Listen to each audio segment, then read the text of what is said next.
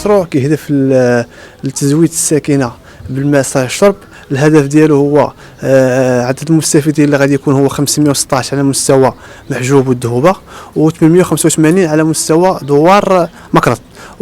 قبل ما تخرجوا ما تنسوش تابوناو في العشان يوتيوب وبارطاجيو الفيديو وديروا جيم وتابعوا الدار على مواقع التواصل الاجتماعي.